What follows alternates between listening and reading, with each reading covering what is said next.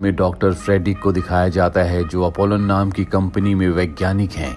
वो अपनी बेटी के स्कूल आते हैं जिसका नाम सिमोन है। वो सिमोन से कहते हैं कि जल्दी मेरे साथ चलो, और अब वो अपने पूरे परिवार को लेकर गाड़ी से बहुत तेजी से कहीं जा रहे होते हैं और हमें शहर के ऊपर काले घने बादलों को दिखाया जाता है। दरअसल फ्रेडरिक इन्हीं बादलों से दूर जा रहे होते हैं। फ्रेडरिक अपने परिवार को बताते हैं कि बहुत जल्दी शहर में बारिश होने वाली है और ये कोई आम बारिश नहीं होगी। जो भी इस बारिश के संपर्क में आएगा कुछ ही पलों में उसकी मृत्यु हो जाएगी, और इसीलिए वो अपने परिवार को लेकर सुरक्षित जगह की तरफ जा रहे होते हैं। गाड़ी में फ्रेडरिक का बेटा जो पिछली सीट पर बैठा होता है, फ्रेडरिक उसे कहते हैं कि तुम्हें सीट बेल्ट पहननी चाहिए, लेकिन वो सीट बेल्ट नहीं पहन रहा होता और इसी दौरान उनका ध्यान भटक जाता है जिससे उनकी गाड़ी आगे वाली गाड़ी से टकरा जाती है और अब कुछ ही पलों में बारिश होने वाली है। इसीलिए फ्रेडरिक अपने पूरे परिवार को पैदल ही एक जंगल की तरफ लेकर भागने लगते हैं। इन्हें भागते हुए एक आदमी देख लेता है जिसके बाद वो भी इनका पीछा करने लगता है। फ्रेडरिक अपने परिवार को जंगल के बीचों बीच बने एक बंकर में लेकर आता है जो उसी की कंपनी ने बनाया है। ये सब के सब यहाँ नीचे आकर सबसे पहले अपने आप को सैनिटाइज करते हैं और अब फ्रेडरिक अपने पूरे परिवार के साथ इस बंकर में है।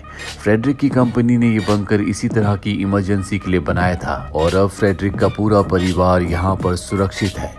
फ्रेडरिक अपनी बेटी सिमोन से कहता है कि मुझे बाहर जाना होगा क्योंकि बारिश में जो वायरस है जिससे लोगों की मृत्यु हो जाएगी, उस वायरस का इलाज मैं ही ढूंढ सकता हूं। और वो सेफ्टी किट पहनकर बंकर से निकल जाता है। सिमोन अपने मोबाइल में देखती है जहां उसे पता चलता है कि उसके पिता सच कह रहे थे, बारिश की वजह से कई लोगों की मृत्यु हो चुकी है। और तभी इनके बंकर के डोर को कोई नॉक करता है।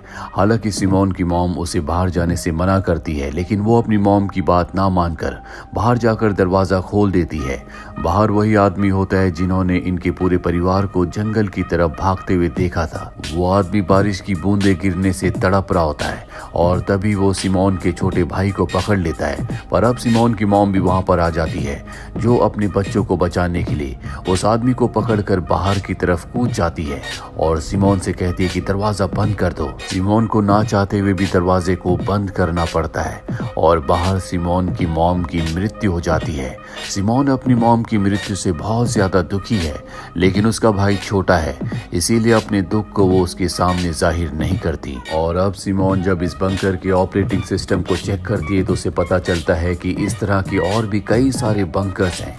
वो उनसे कांटेक्ट करने की कोशिश करती है, लेकिन उसका कांटेक्ट नहीं हो पाता क्योंकि सिग्नल नहीं होते। अब सिमोन को कुछ नहीं पता कि उसे क्या करना चाहिए। बाहर का मंजर वो देख चुकी है।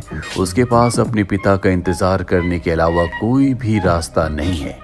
धीरे धीरे दिन बीतने लगते हैं जो महीनों में बदल जाते और महीनों साल में। 6 साल बीतने के बाद आज भी उसके पिता वापस नहीं आए। उसका भाई जो बहुत छोटा था वो बड़ा हो चुका है। वो इस बंकर में नहीं रहना चाहता, वो बाहर जाना चाहता है। इसीलिए उसकी फ्रस्ट्रेशन दिन ब दिन बढ़ती जा रही होती है। पर सिमोन उसे समझाती है कि हमारे पिता वापस जरूर आएंगे। और एक रात को जब उसका भाई सो रहा होता है तो वो फैसला करती है कि वो सेफ्टी सूट पहनकर बाहर जाएगी। और अब रात को वो अपना सेफ्टी सूट पहनकर बाहर निकलती है जहां पर वो उस जगह को देखती है जहां उसकी मॉम की मृत्यु हुई थी। उस हादसे का दर्द आज भी उसके मन में, उसके दिल में होता है, लेकिन उसे किसी भी तरह से ऐसी जगह को ढूंढना होगा जहां पर इंसान रहते हैं। जब वो आगे बढ़ती है तो उसे बहुत सारे निशान मिलते हैं जहां पर एरो के निशान के साथ लिखा होता है कि 2500 मीटर आगे क्वारंटीन जोन है। और वो लगातार आगे बढ़ने लगती है। सड़कों पर चारों तरफ उसे तबाही के अलावा कुछ भी नहीं दिखता और जल्दी वो उस जगह तक भी पहुंच जाती है जिस जगह पर पहुंचने के लिए एरो के निशान थे। वहां पर भी सिर्फ बॉडीज होती हैं। वो समझ जाती है कि पूरी दुनिया में अब कोई भी नहीं बचा। वो वापस बंकर में आ जाती है और अगली सुबह अपने भाई को बताती है कि बाहर की दुनिया में कोई नहीं बचा। ये दोनों ही बंकर की दुनिया से परेशान हो चुके हैं और तय करते हैं कि ये इस बंकर को हमेशा के लिए छोड़ देंगे क्योंकि बंकर की जिंदगी से अच्छा तो मौत है। और अब ये अगले दिन यहाँ से निकलने का फैसला कर लेते हैं।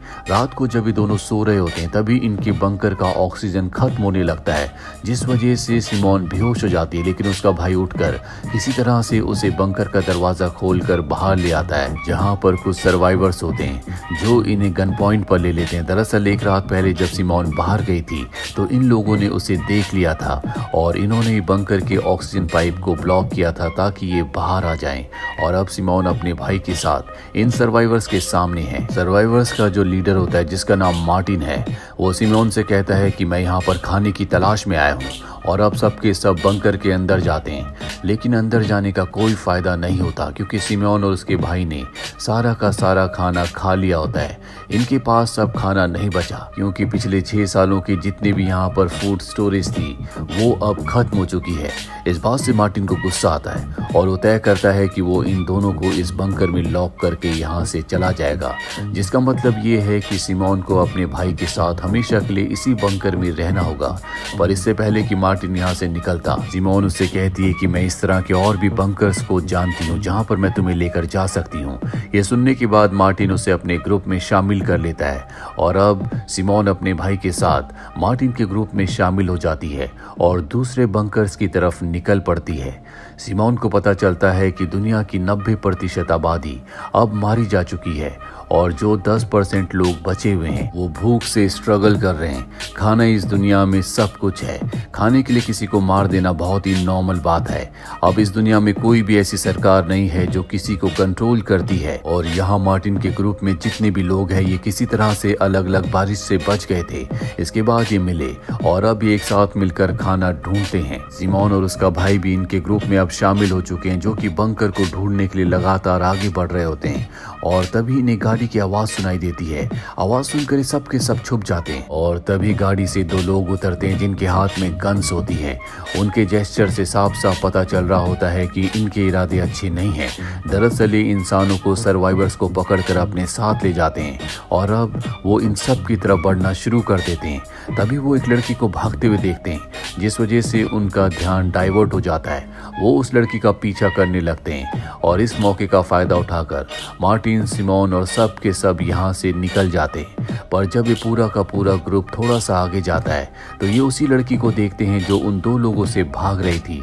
उसका पैर कीचड़ में फंसा होता है, जिसका मतलब ये है कि अब वो भी वायरस के संपर्क में आ चुकी है। इसीलिए मार्टिन उसे मार देता है और अब इस सब के सब आगे बढ़ते हैं और रात गुजारने के लिए घर में स्टे करने का फैसला करते हैं। यहाँ सिमोन के भाई को पहनने के लिए जूते भी दिए जाते हैं ताकि उसे चलने में कोई प्रॉब्लम ना हो। और अब यहीं इस ग्रुप में एक लड़की होती है जिसका नाम पीट्रेस है, जिसे सिमोन का भाई पसंद करता है। रात को जब सब सो जाते हैं तो सिमोन का भाई नीचे जाता है जहाँ पर वो मार्टिन और पीट्रेक्स को एक साथ देखता है, यानी कि ये दोनों रिलेशनशिप में है। सिमोन के भाई को देखकर बहुत दुख होता है।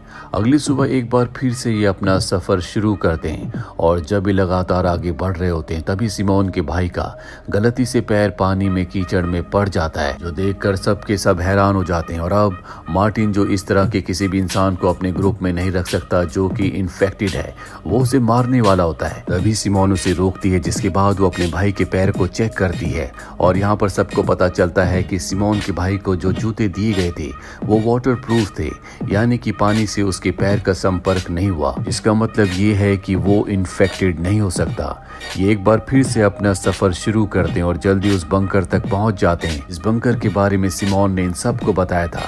सिमोन अपनी फिंगरप्रिंट से बंकर के दरवाजे को खोलती है और जब सब अंदर आते हैं तो देखते हैं कि वहाँ पर खाने का बहुत सारा सामान होता है, जो देखकर सब के सब बहुत खुश हो जाते हैं क्योंकि 6 सालों के बाद आज पहली बार सब ने पेट भर कर खाना खाया है। सिमोन एक रूम में जाती है जहाँ पर उसे एक मोबाइल मिलता है और ये मोबाइल उसके पिता का होता है, जिसका मतलब ये है कि उसके पिता भी इस बंकर में आए थे। और अब वो अपने पिता के मोबाइल में वीडियोस देखती है, जिसमें एक वीडियो उसके पिता के बॉस का होता है, जिसमें उसके पिता के बॉस ने कहा था कि जल्दी तुम स्वीडन आ जाओ क्योंकि इस खतरनाक वायरस की वैक्सीन तुम ही बना सकते हो। ये वीडियो देखने के बाद सिमोन को बहुत अच्छा लगता है। उसके दिल में अब उम्मीद है कि उसके पिता जिंदा होंगे, जो कि स्वीडन में है। वो अपने भाई को भी वीडियो दिखाती है और ये दोनों तय करते हैं कि ये स्वीडन जाएंगे। और मार्टिन इनके साथ जाने से मना कर देता है क्योंकि इस बंकर में खाने पीने की पूरी सप्लाई है, वो यहीं पर रहना चाहता है। इसीलिए सिमोन अपने भाई के साथ यहाँ से स्वीडन के लिए निकल पड़ती है और जब ये बात पीटरेस को पता चलती है, जिसे सिमोन का भाई पसंद करता है, तो वो तय करती है कि वो भी सिमोन और उसके भाई के साथ जाएगी। पीटरेस के साथ उसके दो साथी भी उस तरफ निकल पड़ते हैं। बंकर में सिर्फ मार्टिन और उसका दोस्त रह जाते हैं। पीटरेस अपने साथियों के साथ जल्दी सिमोन और उसके भाई तक पहुंच जाती है। ये सब एक बार फिर से मिलकर खुश होते हैं। अब कुछ देर के बाद ये सब के सब एक जगह खाना खाने के लिए रुकते हैं और तभी इनके ऊपर बहुत सारे लोग हमला कर देते हैं जो इनका खाना इनसे छीनना चाहते हैं। ये सब के सब उनसे बचकर भागते हैं और इसी भगदड़ में सिमोन अपने पूरे ग्रुप से अलग हो जाती है। तभी उसे अपने सामने एक बच्चा दिखता है। वो उस बच्चे के पास जाती है। उसे पता चलता है कि ये दवाइयाँ खाकर, यानी कि एनर्जी की टैबलेट्स खाकर जिंदा रहते हैं। जिसके बाद सिमोन उस बच्चे को खाने के लिए कुछ देती है। तभी उसके पिता आ जाते हैं। उसे लगता है कि सिमोन किडनैपर है। सिमोन उन्हें विश्वास दिलाती है कि वो उसके बच्चे को कोई नुकसान नहीं पहुंचाएगी। बाहर बारिश भी होना शुरू हो गई होती है, इसीलिए सिमोन यहाँ पर रुक जाती है। वो उस बच्चे और उसके पिता को बात के खाने के लिए भी कुछ सामान देती है। बारिश बंद होने के बाद जब वो बच्चा अपने पिता के साथ बाहर जाता है तो कुछ लुटेरे उनके ऊपर हमला कर देते हैं। सिमोन चाहकर भी उनकी मदद नहीं कर सकती, क्योंकि अगर वो उन्हें बचाने गई तो वो भी उन लुटेरों का शिकार बन जाएगी। वहीं सिमोन के भाई को दिखाया जाता है जो पीटरेस के साथ होता है। दोनों के दोनों एक जगह पर आते हैं जहाँ पीटरेस कभी पैदा हुई थी। यहाँ पर उसका घर है। वो अपने घर में जाती है जहाँ उसे पता चलता है कि आज से 6 साल पहले जब वायरस शुरू हुआ था तभी उसके माता पिता की मृत्यु हो गई थी। वो बहुत ज्यादा इमोशनल हो जाती है। सिमोन का भाई उसे संभालता है। उसका मन डाइवर्ट करने के लिए वो अच्छी अच्छी बातें करता है, जिससे पीटरेस को अच्छा लगता है। और अभी दोनों के दोनों वापस उसी जगह पर जाते हैं जहाँ पर ये सब के सब एक दूसरे से अलग हो गए थे। बाकी लोग भी वहाँ पर पहुँच जाते हैं और अब एक बार फिर से इनका ग्रुप बन चुका है। और इससे पहले कि ये यहाँ से निकलते, एक आदमी जो यहाँ पर सिमोन का पीछा करते हुए पहुँच गया था, वो सिमोन के भाई को पकड़ लेता। उसके हाथ में चाकू होता है। वो सबसे कहता है कि जल्दी अपने खाने की पूरी सप्लाई मुझे दे दो, वरना मैं इस लड़के को मार दूंगा। और तभी वहाँ पर मार्टिन अपने साथी के साथ पहुँच जाता है जिसके पास गन है। मार्टिन को गन के साथ देखकर उसे बहुत गुस्सा आता है और गुस्से में उस सिमोन के भाई को जख्मी करके वहाँ से भाग जाता है। सिमोन देखती है कि उसका भाई बहुत बुरी तरह से जख्मी है। वो डर जाती है और तभी उसे याद आता है कि यहाँ से कुछ ही दूरी पर एक और बंकर है और वो अपने भाई को अपने साथियों के साथ लेकर उस बंकर की तरफ निकल पड़ती है। जल्दी ये बंकर तक पहुँच जाते हैं जिसके अंदर मेडिकल किट होती है और उस मेडिकल किट से ये सिमोन के भाई को ट्रीट करते हैं। मार्टिन यहाँ पर सिमोन को एक डिवाइस दिखाता है जिसमें पूरे शहर का नक्शा होता है और वो बताता है कि इस नक्शे में एक लंबी लाइन है जो कि एक तरह की दीवार है। वायरस से पहले शहर में इस तरह की कोई भी दीवार नहीं थी। हो सकता है कि ये दीवार इसलिए बनाई गई हो ताकि जो भी लोग इन्फेक्टेड नहीं है वो उस दीवार की दूसरी तरफ पूरी तरह से सुरक्षित रह सकें। अगर हम वहाँ जाएंगे तो हो सकता है कि हम भी अपने आप को सुरक्षित कर सकें। और अब इन सब के पास एक टारगेट है उस दीवार तक पहुंचने का, जहां हो सकता है कि दीवार की दूसरी तरफ अब भी पूरी तरह से सुरक्षित इंसान हो, जहां पर इन्हें भी आसरा मिल सके। और इसी उम्मीद के साथ ये वेब सीरीज यहीं पर खत्म हो जाती है। उम्मीद करते हैं कि ये कहानी आपको पसंद आई होगी।